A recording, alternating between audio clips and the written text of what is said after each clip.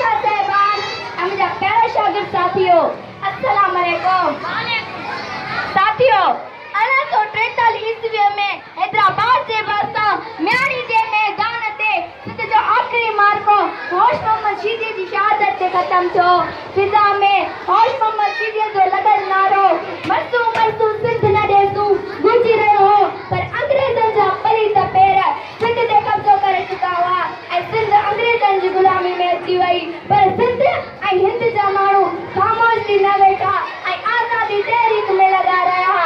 ईअं ई हिंदुस्तान में महात्मा गांधी कांग्रेस नाले का पार्टी ठाही जंहिंजो नारो हो अंग्रेज भॼायो हिंदुस्तान बचायो, अंग्रेज भॼायो हिंदुस्तान बचायो।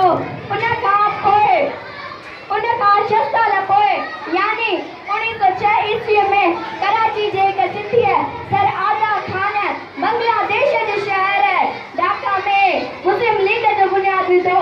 उन जी बुग़ुर ई अंग्रेज़ो हिंदुस्तान खाली कयो ऐं इहे ई ॿियूं तहरीकूं ज़ोर वठंदियूं रहियूं। होॾां पीर साहब बाग़ारे सिंध जी आज़ादीअ लाइ अंग्रेज़नि सां जंग शुरू करे ॾिनी ऐं वरी बिहार में जंग बि शुरू थी चुकी हुई। अंग्रेज़नि लाइ ॾुखियो थी पियो त आख़िर छा कयूं। उन दौरान जीएम सैद शेख अब्दुल मजीद सिंधी ऐं ॿिया मुस्लिम लीग में शामिल थिया। हिंदुस्तान में अहिड़ी का बि रियासत कान हुई जेका पंहिंजी असेंबली मां पाकिस्तान लाइ क़रारदाद पास कराए सघे। उन सूरत हाल खे ॾिसंदे शेख अब्दुल मजीद सिंधी 1938 ईस्वी में पाकिस्तान लाइ क़रारदाद पास करायो। उन खां पोइ 1940 ईस्वी में लाहौर मां मौलवी फजल हक शेर बंगाल पाकिस्तान लाइ क़रारदाद पेश कई ऐं पास कई।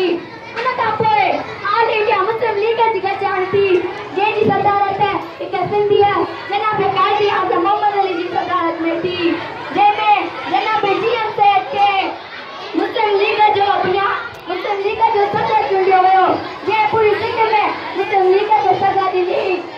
उन खां पोइ पूरे हिंदुस्तान में सिंध अहिड़ी रियासत हुई जंहिं पहिरियों क़रारदाद 1938 ईस्वी में पास करायो।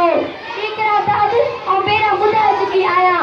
टी ऐं आख़िरी क़रारदाद 1947 ईस्वी में जनाब जीएम सैद पेश कई ऐं पास कई।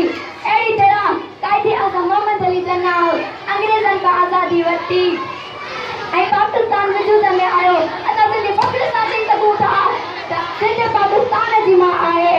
14 अगस्त ते असां जश्न आज़ादी मल्हाईंदा आहियूं, असां ख़ुशियूं कंदा आहियूं ऐं आज़ादी जा नारा लॻाईंदा आहियूं।